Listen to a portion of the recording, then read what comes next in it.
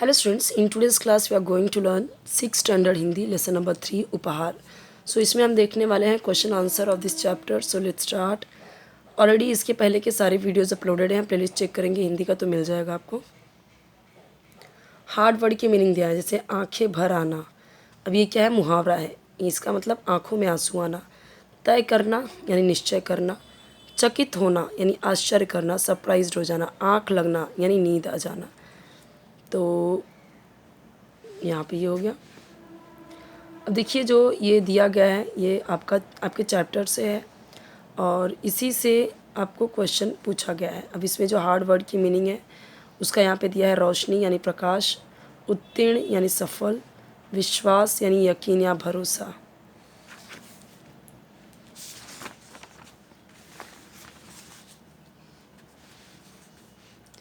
यहाँ पे देखिए उसी जो दिया गया था पैराग्राफ उसी से रिलेटेड एक क्वेश्चन है. माँ ने ऋत्विक से यह कहा.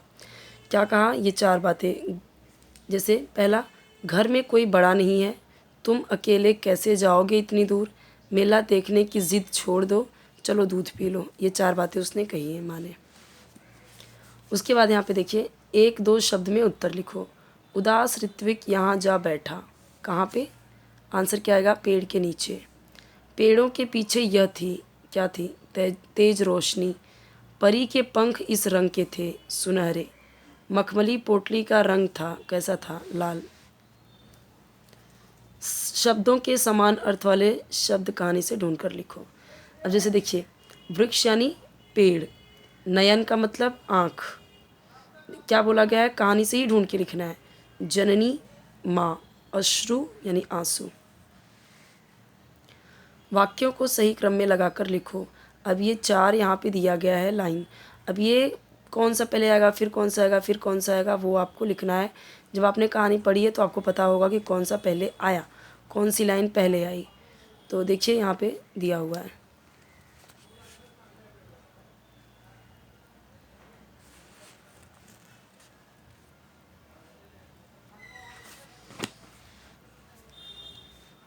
ये रहा आपका दूसरा पैराग्राफ. आपको एग्ज़ाम के क्वेश्चन पेपर में ये पूरा दिया जाता है, सिर्फ इतना सा नहीं दिया जाता, आपको पूरा पैराग्राफ दिया जाता है. ये तो डाइजेस्ट है तो पूरा पूरा नहीं दे सकते. राहगीर यानी यात्री, मनचाही यानी मनपसंद. ऋत्विक ने पोटली इसे दे दी, किसे, राहगीर को.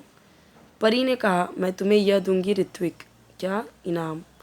पोटली पर इस रंग का चित्र था, सुनहरे. ऋत्विक के सामने यह खड़ी थी, परी. नीचे लिखे वाक्य किसने किससे कहे हैं बताओ. तुम उत्तीर्ण हो गए इसलिए, किसने कहा था, परी ने ऋत्विक से कहा है. और कोई पहचान बताओ, ऋत्विक ने राहगीर से कहा है. उस पर एक परी का सुनहरे रंग में चित्र बना है, राहगीर ने ऋत्विक से कहा है.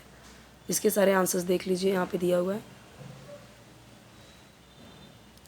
निम्नलिखित शब्दों के विलोम शब्द लिखो. जवाब, तो जवाब का क्या होगा, विलोम यानी उल्टा शब्द, अपोजिट वर्ड. जवाब सवाल, कल आज, इनाम दंड, जीवन मृत्यु. निम्नलिखित शब्दों के लिंग पहचान कर लिखो. वस्तु, जैसे मैंने बोला कि एक वस्तु पड़ी है, ये वस्तु कितने की है, तो मैंने पढ़ा है, कितने का है नहीं पूछा, ठीक है.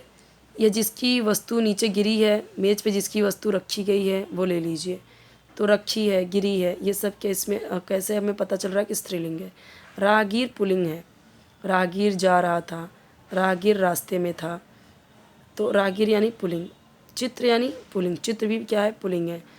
यह चित्र बड़ा है, चित्र बहुत छोटा है, ठीक है. समझ, समझ में आई, बात समझ में आई, ठीक है. या मतलब ये जो समझ वर्ड है, अगर आप कोई सेंटेंस बना के देखोगे तो समझ में आएगा कि ये स्त्रीलिंग है. अब बोलने के टाइम लोग बोल देते हैं समझ आया, लेकिन वो क्या होता है, समझ अगर हम देखें तो वो एक स्त्रीलिंग वर्ड है. यह बात उसे समझ आई. अब आइए यहाँ पे देखते हैं question answer of filling the blanks का. यहाँ पे देखिए ऑप्शंस दिए गए हैं. ऋत्विक ने अपनी डैश से जब वह पोटली निकाली तो उस पर छपा परी का चित्र चमकने लगा. तो क्या आएगा थैली। ऋत्विक ने देखा तो डैश रह गया, क्या आएगा हैरान। वह डैश भी मैं ही थी, यानी वह राहगीर भी मैं ही थी।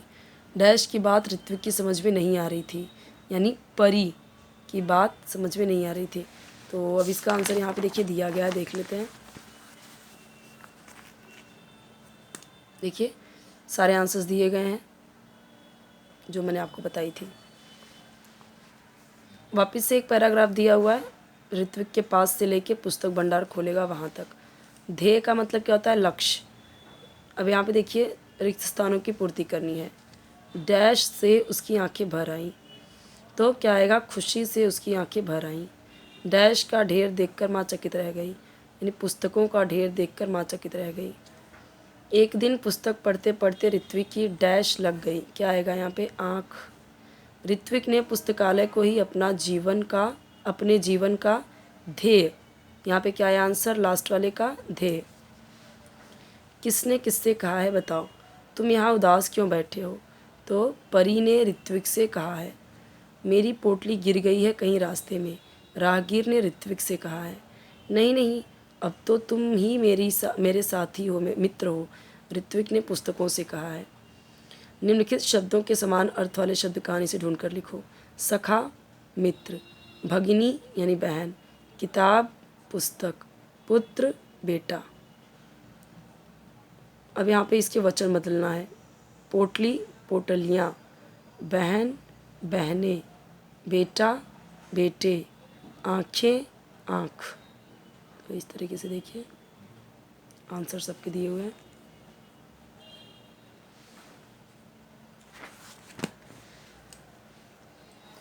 वाक्य को सही क्रम में लगाकर लिखो। वही वापस से क्वेश्चन है कि आपने जब ये कहानी पढ़ी है तो आपको पता है कौन सी लाइन पहले आएगी कौन सी पहले। अभी जैसे देखिए उसकी समझ में यह नहीं आया, ये पहले आएगा। तो यहाँ पे देखिए इसे अरेंज करके दिया हुआ है। यदि तुम्हें परी मिल जाए तो ये आपको बताना है सोच के। तो यदि मुझे कभी परी मिल जाए तो मुझे बहुत खुशी होगी। मैं परी से प्रार्थना करूँगा कि वह मुझे अपने साथ परी लोक ले चले। मैं देखना चाहता हूँ कि परी लोक कैसा होता है, परियाँ कैसे रहती हैं, वे क्या खाती पीती हैं, क्या उनके बच्चों को भी स्कूल जाना होता है, क्या उन्हें भी कभी हमारी तरह गृह कार्य, परियोजना यानी प्रोजेक्ट आदि बनानी होती है। तो देखो ऋत्विक कहाँ रहता था, तो आपको पता ही है ऋत्विक कहाँ रहता था। ऋत्विक को रास्ते में क्या मिला, तो लिखोगे ऋत्विक को रास्ते में एक पोटली मिली। पूरा गांव ऋत्विक को किस नाम से जानने लगा, ये तो लास्ट में दिया ही है, तो ऐसे लिखोगे पूरा गांव ऋत्विक को और किस नाम से जानने लगा, वो किस की जगह पे आप लिख दोगे और नाम से जानने लगा। बस किस की जगह पे वो आपको लिखना है। और इसका क्या लिखोगे, ऋत्विक एक गांव में रहता था। स्टार्टिंग में ये ना वो तो देखो जैसे स्टार्टिंग में यहाँ पे भी है, एक गांव में ऋत्विक नाम का लड़का था। तो कहाँ रहता था, गांव में। तो आपको कैसे लिखना है, ऋत्विक गांव में रहता था। गांव में कहाँ से लिखोगे, अपने चैप्टर से देख के। ऐसे थोड़े थोड़े क्वेश्चंस के आंसर्स ढूंढ के आपको लिखना चाहिए ताकि आपकी आदत पड़े, और सो दैट कि अगर आपको बाहर के भी क्वेश्चंस आते हैं ना जो अनसीन पैसेज, तो वो आप कर पाओगे। अब इसमें देखिए दिया गया है, ये दिया गया है विज्ञापन। दिए गए चित्रों के आधार पर उचित और आकर्षक विज्ञापन तैयार करो। अब यहाँ पे देखिए दिया गया है विज्ञापन। मस्तिष्क के विकास के लिए ज़रूरत होती है अध्ययन की, और अध्ययन के लिए ज़रूरत होती है अच्छी अच्छी किताबों और ग्रंथों की। इन दोनों के लिए एक हमारे पास है, एक यहाँ पे देखिए, शरीर को पुष्ट रखने के लिए ज़रूरत होती है शारीरिक व्यायाम करने की, और व्यायाम के लिए ज़रूरत होती है खेल के विभिन्न उम्दा साधनों के। उम्दा यानी अच्छे साधनों के, तो अच्छे साधन यही है ना। और एक से एक लाजवाब पुस्तकें। अभी इसके आगे आपको क्या करना है, कैसे लिखना होता है। जैसे मान लीजिए आपको ये दिया गया है और आपको करना है विज्ञापन बनाना है, तो बड़ा सा एक बॉक्स बनाना है पहले, ठीक है, एक बड़ा सा बॉक्स बनाना है। और फिर किताबों का आपको क्या करना है, किताबों का इस तरीके से बनाना है और उसके नीचे ऐसे लिखना है। एक ही दिया गया है तो एक ही बनाना है, दोनों दिया गया है तो दोनों का विज्ञापन बनाना है, अगर सिर्फ एक दिया है तो सिर्फ किताब का ही लिखना है, और किताब के लिए ही एड्रेस डालना है, किताब के लिए ही यहाँ पे फ़ोन नंबर डालना है, किताब के लिए ही अगर आप ईमेल आईडी डाल रहे हैं तो ईमेल आईडी एड्रेस डालना होता है।